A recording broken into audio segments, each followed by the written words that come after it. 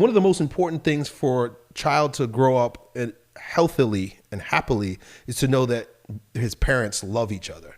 Even if, you know, and you have to demonstrate it, like show your children, let them know. Your wife, if your wife is anything like my wife was, my wife is so affectionate. She would talk to the girls about how I love your dad. I love your dad so much. You should one day you'll have a husband as good as your dad, right? So the veneration that your wife has for you will color the way especially your boys, not only see you, but the way they see other men and the way they're going to see themselves. So as crazy as this may sound, it's both for boys and girls. I'll tell you about girls in a moment, but for boys, because the primary caretaker is the mother, the boy and all children want to please the mother first. That's the first one they want to please, right? Because that's the one that they're with the most. That's the one that they come from, right?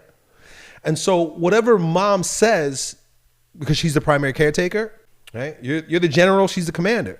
And so they're dealing with the commander on a regular basis. And if the commander venerates the general, they're going to be the troops are going to be orderly, and they're going to venerate the general too. And they're going to have pride in the family, pride in the army, or however, you know, whatever metaphor you want to use. But if the commander is talking shit about the general, or shows disdain, or just is disrespectful, or doesn't appreciate the general, well, the troops are they're going to take on the attitude. One of the things I teach you guys in this program, when we get into the King initiation, King transformation part, is that you got to forgive your mother for imprinting her version of your father on you. A lot of times we take on the opinion of our fathers based on our mothers, almost all of the time. I know I did. And I have good parents that stayed together. I remember my mom would say things like, she would say things like this: don't be like your father, or you're being like your father, why are you being so arrogant like your father? And then I started thinking, well, my mom doesn't like that, I guess. And so I started to see my dad differently. Like, I guess my dad is really arrogant. He's, my dad like talks loud, and he's, is aggressive. So I started to see that, and my mom, even though she does love it, but she's a woman. You can't listen to a woman. You can't listen to your mom. My mom loves the fact that my dad is that way. Now, as I'm older, I realize, like, well, just stop. You know you love it. And she's just like, well, yeah. But as a kid, I didn't know any better. It seems like mom doesn't like what dad's doing, and then I'm doing it. And so, not only did I reject my dad, but I started rejecting myself, because I'm like, I'm like my dad. And that's not a good thing, because I want to please my mom. And you know what that does? It starts to spill over into woman pleasing, because our first relationship with a woman is with our mother. And so we start behaving towards women that way, the way your mommy told you to behave towards women. And you don't want to treat women the way your mom teaches you to treat them, because your mom's a woman. She doesn't know any better. And in our culture, she's probably feminist too. Most women are feminists. They just don't know it. Most men are feminists. They just don't know it. Right? So as far as, being there for your boys, I know I'm going on a lot of different tangents here, but I think it's really important, the relationship between you and your wife. They got to know that you love their mother and that their mother respects you. In that order, with those words. Mom respects dad, dad loves mom. Mom can love dad, but that lacks polarity. Right? You love something that, I don't want to say is beneath you, because it's not like that. But you love something that you protect. You love something that, I'm going to protect you. You're smaller, you're weaker, and you're vulnerable. Women, especially if she's staying home with your boys, which I think is another big important part. It's you want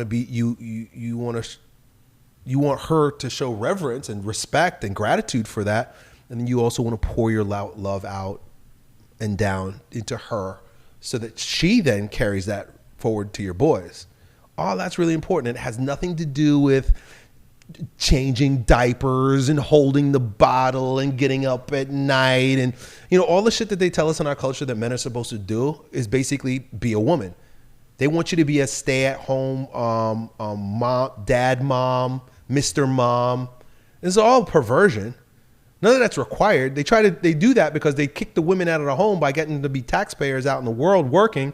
So somebody's got to be the woman. And so they teach men, well, you should be the woman. right? Women shouldn't have to do all the womanly stuff. Moms, why should moms do all the mom stuff? Dad should do mom stuff. This is retarded. It doesn't make any sense. But I remember because I was thinking that way too when I was younger. So you start thinking all these things like, I'm going to be a great dad by acting like a mom. It didn't work that way. What do? You are the stable foundation. You are the safety. You are the security. You are the strength in the home. Your wife leans on you. She relies on you. You're trustworthy. Be trustworthy. That's huge. Especially, I'm sure you are with your wife, Your wife should know that your word is good. And that'll translate. That will trickle down into your boys. The way your wife sees you is the way your boys will see you. And so you got to get that one right too. That's important. Porn. 68% of church-going men watch it secretly, hiding this vice from their wife. For other men, it's alcohol or drug use. Are you willing to risk your marriage, family, and finances for sinful pleasures and vice? Or are you ready to fight back? If you're a married Christian businessman or entrepreneur, caught in the clutches of drinking, drugs, or jerking off, realize that every moment spent in these vices is literally destroying your life. Is this the man God called you to be? To live like this? If you're ready to go to war against vice and take your life back, here's my advice. Click the link in this video or visit waronvice.com to book a call with me to see if we're a good fit for going into battle together. I'll see you on the inside.